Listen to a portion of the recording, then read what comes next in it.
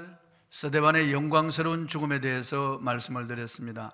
스데반의 죽음은 하늘 문을 연 죽음이었습니다. 스데반이 폭도들에게 돌에 맞아서 죽임을 당할 때 눈을 들어 하늘을 보니 주 예수께서 하나님 보좌 우편에 서 계신 것을 보았습니다. 그래서 그가 돌에 맞는 가운데 크게 소리 질렀습니다. 부르짖기를 보라, 하늘이 열리고 주 예수께서 하나님 우편에 서신 것을 보노라 그럽니다. 그러니까 이들이 귀를 막고 이를 갈며 돌을 들고 스데반을 내리쳐서 스데반을 죽입니다. 스데반이 순교하면서 마지막 한 기도가 주여 저들의 죄를 저들에게 돌리지 마옵소서, 내 영혼을 주님 손에 부탁하나이다. 그리고 예수님이 하신 그 기도를 드리고 순교했습니다. 스데반의 죽음은 영광스러운 죽음이었죠. 하늘문을 연 죽음이었습니다. 예수께서 일어서시고 맞이하는 죽음이었습니다. 그 죽음은 예수님과 똑같은 그런 기도를 하고 드린 참으로 영광스러운 거룩한 그런 죽음이었습니다. 초대교회의 첫 순교자였습니다. 스데반의 그 죽음은 사울이라고 하는 젊은이에게 큰 충격을 주었을 것입니다. 오늘은 연하여 스데반이 죽고 난 다음에 예루살렘 교회에 큰 박해가 일어나고 성도들이 흩어졌습니다. 예루살렘을 떠났다 그 말이죠. 본문 1절을 한번 읽어보겠습니다. 시작. 사울은 그가 죽임당함을 마땅히 여기더라. 그날에 예루살렘에 있는 교회에 큰 박해가 있어 사도 외에는 다 유대와 사마리아 모든 땅으로 흩어지니라 그랬습니다. 하나님은 박해를 허락하셨어요. 그리고 이 박해를 통해서 예루살렘 교인들이 흩어지도록 만드셨어요. 물론 아픔이 있고 고통이 있죠. 그날은 바로 스데반이 순교한 날을 말하는 것입니다. 스데반이 순교한 그날에 큰 박해가 교회에 왔습니다. 사도 외에는 유대와 사마리아 모든 땅으로 다 흩어졌습니다. 사울이라고 하는 젊은이가 이 박해에 앞장을 섰습니다. 사울은 나중에 다메섹 도상에서 예수 그리스도를 만나고 사도가 된 바울이죠. 그때 알지 못하고 이런 박해에 앞장을 서게 되었습니다. 본문 3절을 한번 읽어보겠습니다. 시작. 사울이 교회를 잠멸할 시에 각 집에 들어가 남녀를 끌어다가 옥에 넘기니라. 잠멸했다는 말은 교회를 다 없애버리려고 하는 그런 생각을 가지고 샅샅이 뒤지고 수식했다는 말이에요. 그리고 교인들을 잡아다가 다 옥에 가두었다는 그 말이죠. 이런 박해가 일어나자 성도들은 뒷날을 도모하면서 남부여대하고 흩어져 가기 시작했습니다. 정든 고향집을 떠나고 성전이 있는 예루살렘을 떠났습니다. 그들은 사랑하는 가족들과 함께 재산도 가지지 못하고 다 흩어져 나갔습니다. 그들은 생업을 포기해야 했고 정든 집을 다 버려야 했습니다. 그들은 훗날을 도모하며 흩어지기 시작했습니다. 인간적인 눈으로 보면 하나님이 그들을 버리신 것 같고 교회가 망한 것 같습니다. 하나님께서 무정하게 그들을 돌아보지 않는 것 같습니다. 그러나 여기에 하나님의 크고 놀라운 계획이 있었습니다. 그들이 흩어져 가는 곳마다 복음을 전했습니다. 마치 민들레 씨가 바람에 흩날려서 흩어져서 떨어지는 곳에 봄 되면 민들레꽃이 피어나듯이 성도들이 가는 곳마다 복음을 전하여 복음의 씨가 뿌려지는 곳마다 교회가 세워지기 시작했습니다. 사마리아 그리고 터키, 그리스 온 땅으로 흩어지면서 복음이 전해지는 곳마다 교회가 생겨나기 시작했던 겁니다. 그들이 주로 터키 땅으로 흩어져 날아갔는데 그래서 세워진 교회가 우리가 아는 대로 에베소 교회, 골로새 교회, 그런 교회, 버가모 교회, 두아디라 교회, 스무나 교회, 사대 교회, 빌라델비아 교회, 라오디게아 교회가 막 생겨지기 시작한 거예요. 안디옥 교회 물론이고 안디옥 교회가 제일 먼저 세워지고 그리고 계속 교회들이 세워져 나가기 시작하는 거예요. 성령의 불이 예루살렘 교회에 붙었습니다. 그 불길이 거세니까 원수들이 막대기로 불을 끄려고 칩니다. 박해가 일어난 거죠. 그러니까 칠 때마다 불꽃이 튀어서 다른 곳으로 번져가는 거예요. 본문 4절을 한번 읽어보겠습니다. 시작. 그 흩어진 사람들이 두루다니며 복음의 말씀을 전할세 주님 명령이 성취되는 것을 볼 수 있습니다. 예수님께서 성천하시기 직전에 이런 말씀을 하셨습니다. 오직 성령이 너에게 임하시면 너희가 권능을 받고 예루살렘과 온 유대와 사마리아와 땅끝까지 이르러 내 증인이 되리라 하시니라. 예수님은 예루살렘에만 이렇게 모여있지 않고, 모여있지 말고 온 유대를 다니고 사마리아로 다니고 그리고 전 세계로 다니면서 복음을 전하라고 마지막 명령을 하셨습니다. 예수님의 유언 같은 이런 명령을 받았습니다. 그런데 예루살렘 교회는 교회가 부흥되니까 부흥에 도취되었던지 그 자리에 안주했습니다. 주님 말씀하신 대로 유대와 사마리아 그리고 세계로 향하여 나가는 것을 주저했습니다. 아마 그들이 생각할 때는 예루살렘 교회가 더 세력이 커지고 유대교가 완전히 예루살렘 교회에 흡수되면 그때 행동을 개시하겠다고 생각했을지 모릅니다. 그러나 그것은 주님의 뜻이 아닙니다. 주님의 뜻은 점진적으로 복음을 전하는 것이 아닙니다. 주님의 뜻은 동시다발적으로 여기서도 전하고 저기서도 전하는 거예요. 우리 교회가 이 남국 지역에 복음을 전하고 동시에 세계 선교를 하는 거예요. 우리 교회가 개척하면서부터 저 벨기에 안성삼 선교사에게 월 20만 원씩 선교비를 보냈습니다. 그때 제 사례비 10만 원 받을 때입니다. 제가 10만 원 사례비를 받을 때 선교사에게는 20만 원을 보냈습니다. 그분이 지금 광주에서 큰 교회를 목회하고 있죠. 우리 교회가 좀 커지고 난 다음에 선교하겠다 그러면 선교를 못할 수가 있어요. 선교의 때를 놓치는 거예요. 그래서 이 지역에 복음을 전하면서도 선교는 해야 되는 거예요. 계속 선교를 해야 되는 거예요. 그래서 우리가 선교사를 지금 5가정을 파송하고 25가정을 지금 돕고 있는 거예요. 국내 교회도 지금 20여 개 교회를 돕고 있고 기관도 돕고 있는 거예요. 동시에 해야 되는 거예요. 이 지역의 복음을 전하고 동시에 세계 복음을 전해야 되는 거예요. 그래서 단기 선교 아이들 파송하고 우리 청년들도 파송하고 장년들도 단기 선교 파송하는 거예요. 가서 전하는 거예요. 여기서도 전하고 거기서도 또 가서 전하는 거예요. 그게 주님의 뜻이에요. 예루살렘을 복음화하고 난 다음에 유대와 사마리아 온 세계로 복음을 전한다. 그건 틀린 말이에요. 예루살렘 교회는 하루에 3,000명, 5,000명씩 성도가 늘어났습니다. 허다한 제사장의 무리도 이 복음에 복종했습니다. 그래서 교회가 굉장히 크게 성장했습니다. 그러니까 아마 그들은 행정적으로 조직을 개편하고 사도 안수집사를 세우고 재정이 많아지니까 아주 그냥 굉장히 세력이 커졌다고 말이에요. 그랬으면은 당연히 온 유대와 사마리아와 땅끝까지 복음을 전하는 데 힘을 써야 됐을 겁니다. 그러나 그들은 무엇 때문인지 여기가 좋사오니 하고 안주하고 있었습니다. 그때 하나님께서 박해를 허락하셨던 겁니다. 확 흩어버리는 거예요. 그래서 그들은 흩어져 나가면서 복음을 전하게 된 거예요. 이제 주님의 그 지상 명령이 이루어지는 거죠. 그들은 유대와 사마리아와 그리고 아시아로 흩어져 나갑니다.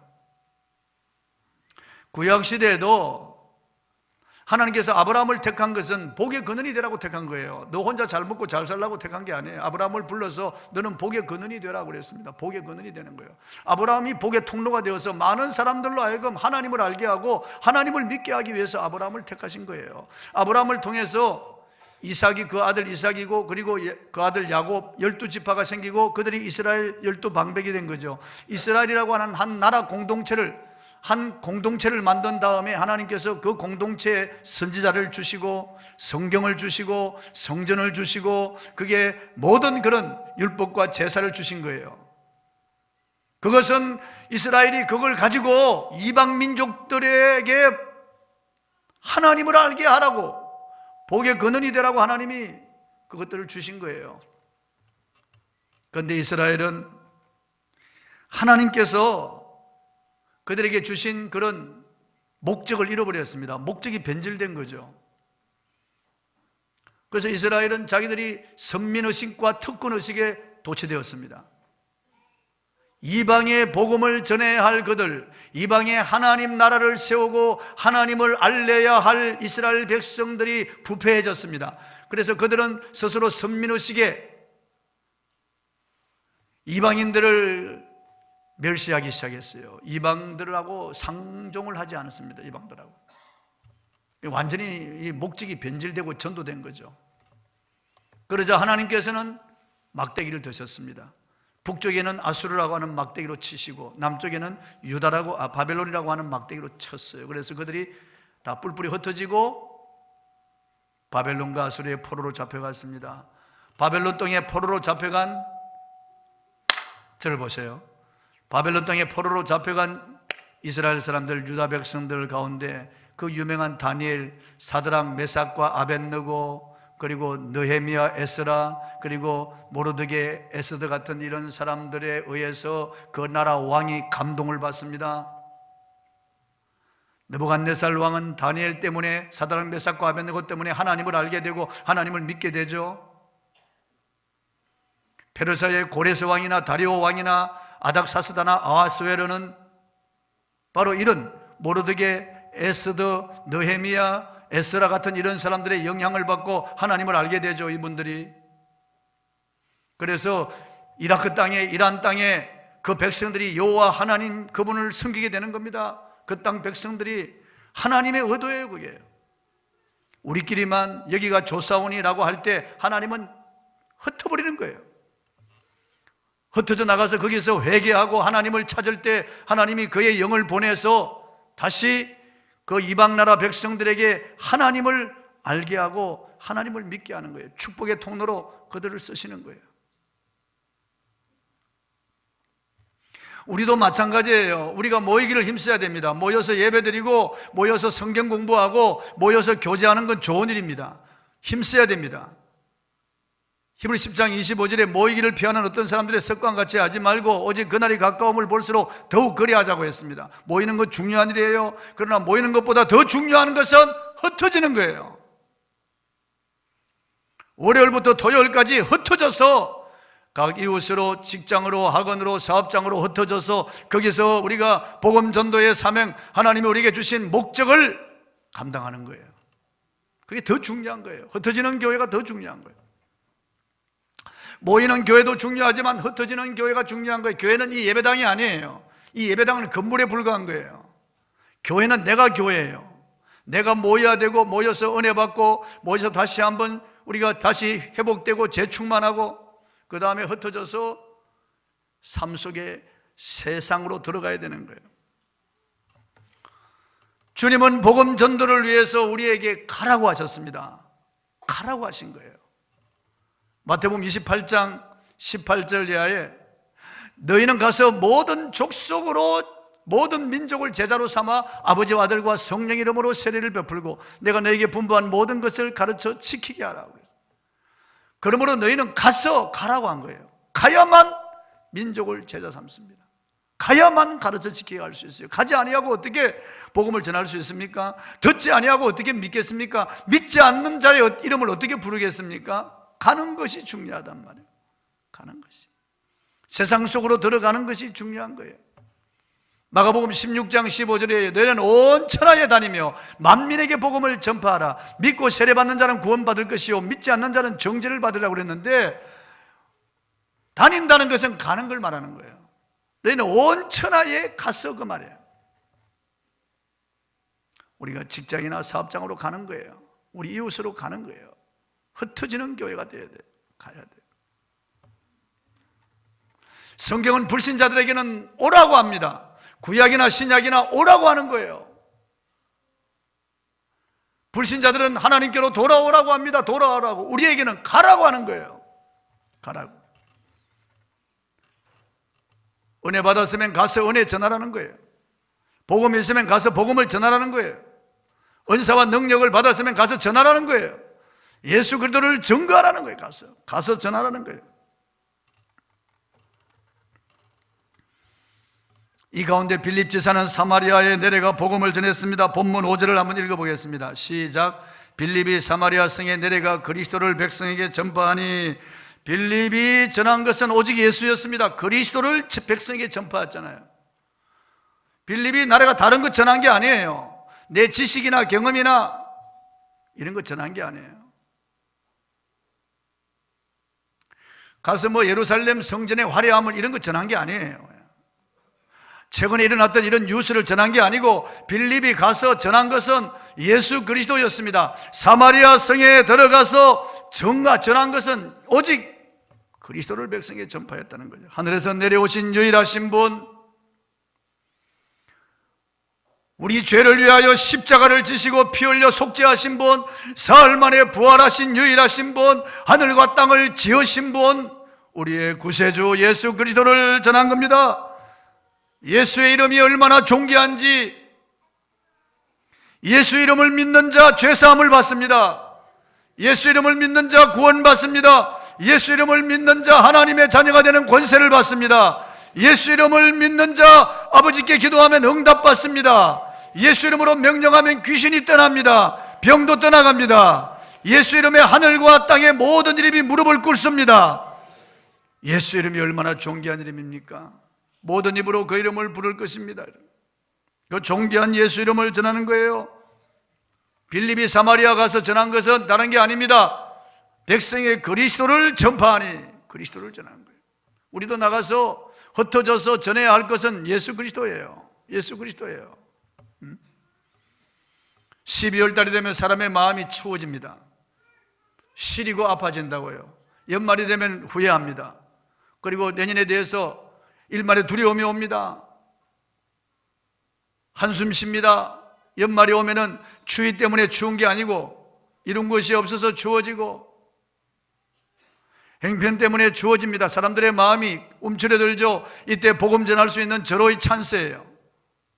우리가 흩어져 나가서 예수 그리스도를 전해야 됩니다. 당신이 살 길이 예수 그리스도라고, 당신의 가정이 살 길이 예수 그리스도라고 전해야 됩니다. 예수 그리스도를 전해야 됩니다. 본문 6절을 한번 읽어보겠습니다. 시작. 무리가 빌립의 말도 듣고 행하는 표적도 보고 한 마음으로 그가 하는 말을 따르더라.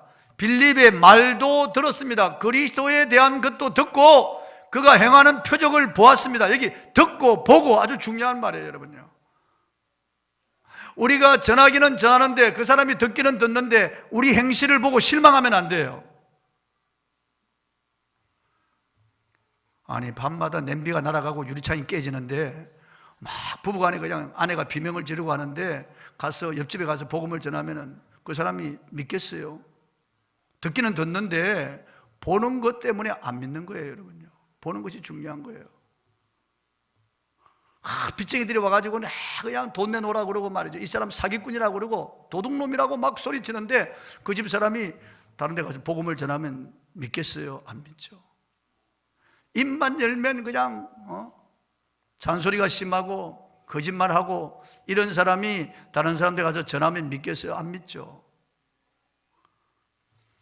흩어져서 전하긴 전하는데 우리 행실이 또 중요해요. 보여줘야 됩니다. 친절함도 보여주고 웃음도 보여주고 상냥함도 보여주고 겸손함도 보여주고 간절함도 보여줘야 돼요. 우리가 줘야 돼요. 보여야 돼요. 보여줘야 돼요. 우리의 생활을 통해서 정직함도 보여줘야 돼요. 거룩함도 보여줘야 되겠어요. 경건의 모양도 있어야 되고 능력도 있어야 되겠어요. 사람들은 보기를 원하는 거예요. 듣기는 듣는데 보여주는 것이 없으면 실망하는 거예요. 주님은 너희는 세상의 소금이라고 했습니다. 교회의 소금이 아니에요. 세상의 소금이라고 말씀하신 거예요. 소금이 만일 그 맛을 잃으면 무엇으로 짜게 하리요? 다만 밖에 버리고 사람에게 밟힐 뿐이니라 멸시당한다는 거죠. 소금은 맛을 내고 부패를 방지하는 역할을 하는데 우리가 소금의 맛을 잃어버리면 사람들에게 멸시를 받습니다. 저 예수쟁이들, 저 말만 많고 저 예수쟁이들. 우리가 보여주는 것이 있어요. 삶을 통해서. 또 예수님은 너희는 세상의 빛이니 그랬습니다. 저를 보세요. 교회 안의 빛이 아니에요, 여러분. 세상의 빛이라고 말씀하신 거예요. 너희는 세상의 빛이니 사람이 등불을 켜서 말 아래 두지 아니하고 감춰두지 않는다는 말이죠. 말이라는 것은 한 바가지를 말하는 거예요. 말 아래 두지 아니하고 등갱 위에 두나니 이러므로 집안 모든 사람에게 비쳤느니라. 그러므로 너희 빛을 사람에게 비춰 저희로 너희 착한 행실을 보고 하늘에 계신 아버지께 영광을 돌리게 하라 그랬습니다. 빛은 착한 행실을 말한다고 예수님이 주석에 했었어요. 빛은 착한 행실. 세상으로 가서 우리는 착한 행실을 보여줘야 돼요. 착한 행실. 힘들고 지치고 쓰러져 있는 자들 일으켜주고 위로해주고 격려해주고 가난한 자들을 도와주고 따뜻한 말 한마디 사랑의 동정의 눈빛을 주고 그리고 어깨를 두드려주고 격려해주고 세워주고 그래야 됩니다.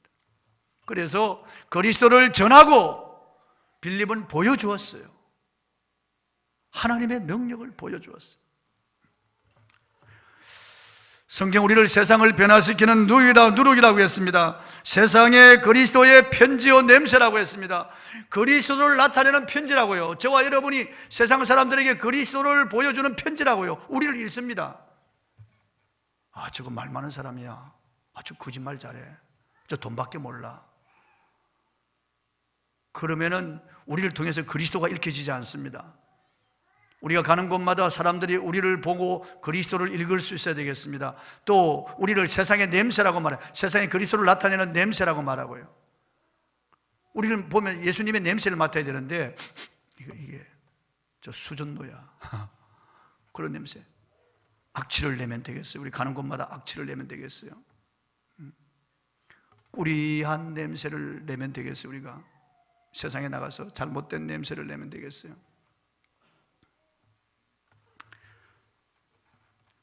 빌립은 말로만 전한 것이 아니고 보여주었어요. 그리고 빌립이 전한 복음에는 큰 능력이 있었습니다. 본문 7절 한번 읽어보겠습니다. 시작. 많은 사람에게 붙었던 더러운 귀신들이 크게 소리를 지르며 나가고 또 많은 중풍비행자와 못 걷는 사람이 나오니 불신자들에게 역사하는 영은 더러운 영이에요. 그래서 세상 사람들은 이 더러운 영에 잡히면 더럽게 되는 거예요. 생각이 더럽습니다. 말이 더러워져요. 생활이 더러워집니다. 더러워져요. 그래서 이 세상이 이 더러운 영에 의해서 오염되어서 노래도 더럽습니다. 소설도 더럽고 영화도 더럽고 드라마도 더러워요.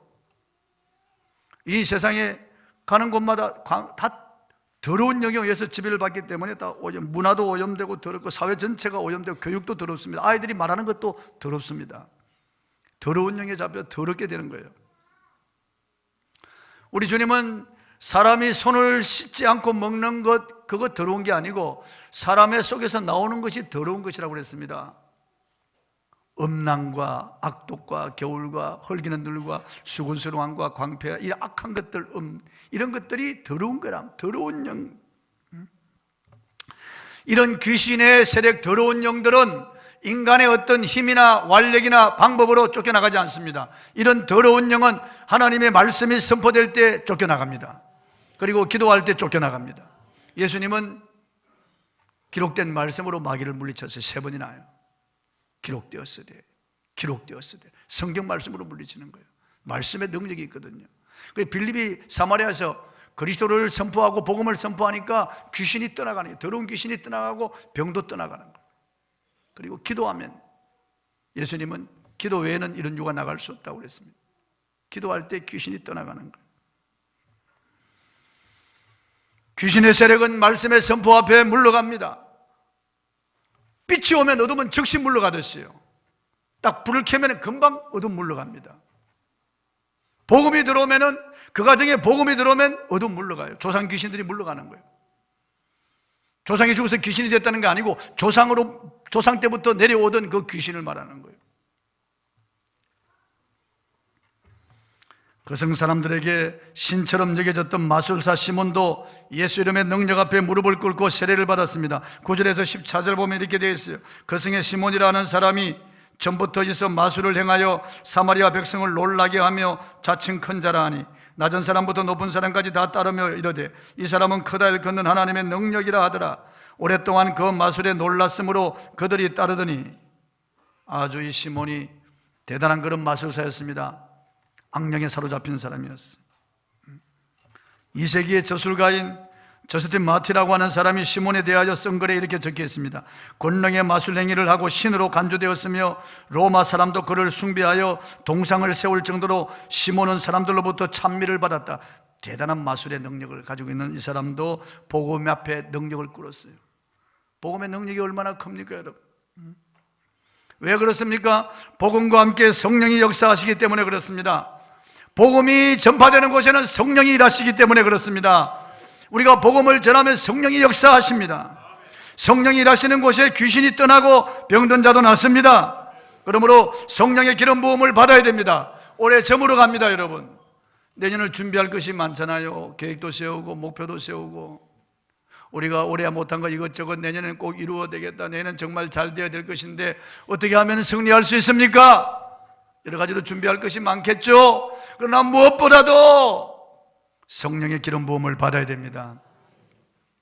성령 충만함을 받아야 됩니다. 금요철야 집회 나와서 기도하고 성령 충만함을, 성령 세례를 받아야 됩니다. 새벽에 나와서 기도해서 성령 세례를 받아야 돼요. 집에서도 기도하고 하다못해 기도원으로도 가서 올해가 가기 전에 성령을 달라고 기도해 성령 충만을 받아야 돼요. 성령의 능력으로 우리는 세상을 이길 수 있습니다. 그분이 우리를 도와주십니다. 그분이 달라고 하는데 왜 안 주시겠어요? 이 12월 달 금요철야 집회 오면은 안수하겠습니다. 안수하겠습니다. 성령 받기를 위하여 간절히 사모하며 기도하겠습니다. 브라질 축구단, 프로축구단 샤페 코엔시 선수단이 탄 전세 비행기가 지난 수요일 밤 10시 15분경 산 중턱으로 추락해서 탑승자 77명 중에서 71명이 사망하고 겨우 6명만 살아남았습니다. 브라질에서 출발해서 볼리비아의 산타크루스를 경유한 전세 비행기가 콜롬비아 북서부 메디인으로 향하고 있었습니다. 샤페 코엔시 선수들은 지난달 30일 열리는 중남미 축구대회인 코파 수다메리카나 결승전에 출전하려고 메디인으로 가던 중에 변을 당했습니다. 브라질 최고의 프로 축구 선수들입니다.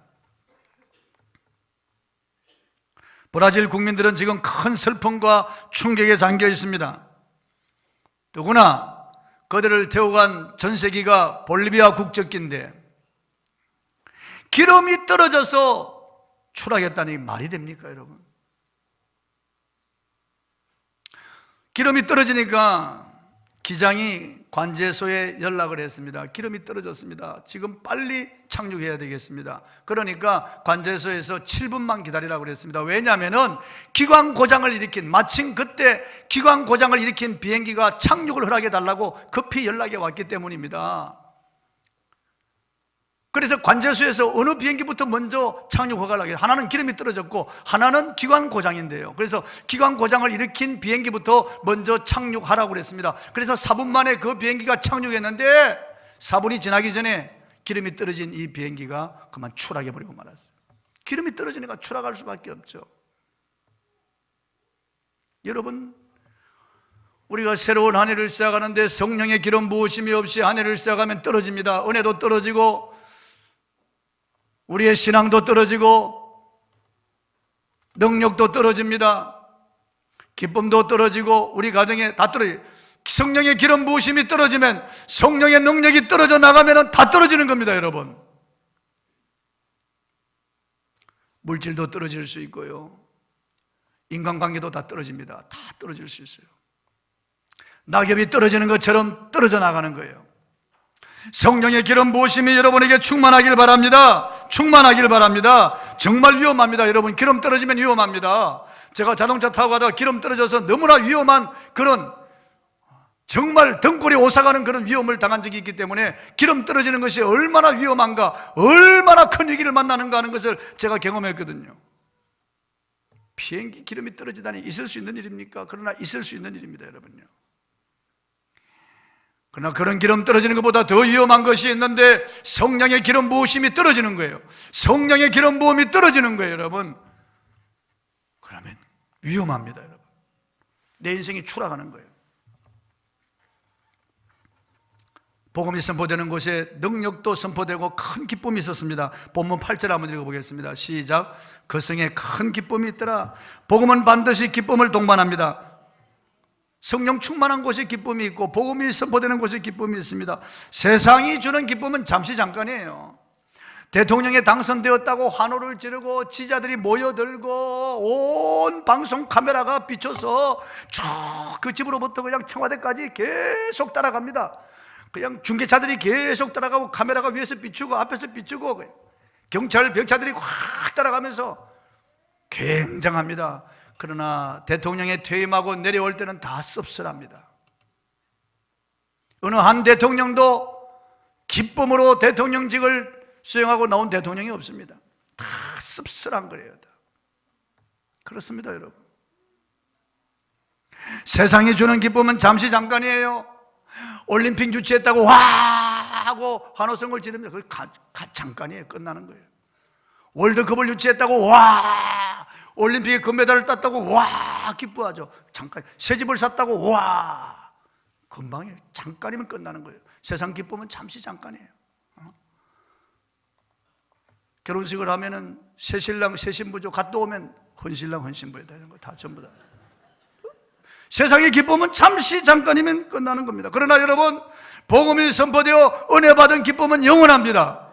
제가 예수님을 영접하고 은혜 받을 때 너무 기쁜 거예요. 예배를 드려도 기쁘고, 찬송을 불러도 기쁘고, 성경을 읽어도 기쁘고, 기독교 신앙 서적을 읽어도 기쁘고, 기쁨을 주체할 길이 없는 거예요. 이 기쁨을 좀 알려야 되겠는데 너무너무 기쁜 게, 너무 행복한 거예요. 천국이 있다는 것을 알았을 때 너무너무 기쁜 거예요. 사마리아 성 안에는 한 많은 사람들이 살고 있었습니다. 한이 맺혀 있었어요. 그들은 유대인들로부터 멸시와 천대를 받았습니다. 이교도 호넬족이라고 사람 취급을 받지 못하고 살아왔습니다. 그들 몸에도 유대인들의 피가 흐르고 있었지만은 이방인들보다 더 멸시당했습니다. 그래서 그들은 한 맺힌 사람들이에요.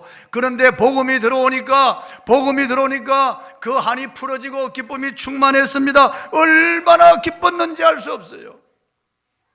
복음은 우리를 기쁘게 하는 거예요.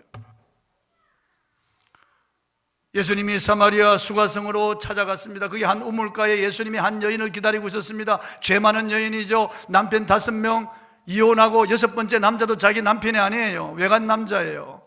그런데 그에게 예수님이 내가 그리스도라고 그리스도를 전파하니까 이 여인이 그리스도를 만나고 물동이를 버려두고 마을로 달려가서 외치는 거예요. 부끄러움도 없어졌어요. 너무너무 기뻤어. 이 기쁨을 주체할 수가 없어서 가서 사람들에게 막 외치는 거예요. 와보라, 내가 그리스도를 만났다. 나를 아는 그분을 만나라. 사람들이 다 따라 나오는 거예요. 이 여인을 따라서. 저 여자에게 큰 이변이 일어났구나. 사람을 만나기를 싫어하고 20살 된 여인인데 저 여자가 저렇게 얼굴이 붉게 되어서 흥분해서 저렇게 외치고 날뛰는 것 보니까 저 여자에게 분명히 무슨 큰일이 일어났다. 그래서 다 나와서 그 여자를 따라서 우물가에 와보니까 예수님이 거기서 복음을 전하고 그 사람들도 예수님을 믿고 큰 기쁨이 있는 거예요. 사마리아 온 성에 빌립이 가서 복음을 전하니까, 그리스도를 전하니까 그 성에 큰 기쁨이 있었습니다. 할렐루야. 여러분, 올 한 해 성령으로 채우십시오. 흩어져 나가십시오. 그리고 복음을 전하십시오. 성령 충만, 말씀 충만해서 여러분 안에 기쁨이 충만하길 바랍니다. 복음의 능력을 믿고 말씀을 읽어보시고 말씀을 묵상하시고 말씀으로 충만하시길 바랍니다. 성령의 기름 부으심이 여러분에게 충만하길 바랍니다. 성령의 기름 부으심으로 채우시길 바랍니다. 그래서 승리하시길 바랍니다. 여러분이 가시는 곳마다 능력이 나타나기를 바랍니다. 찬송하고 기도하겠습니다.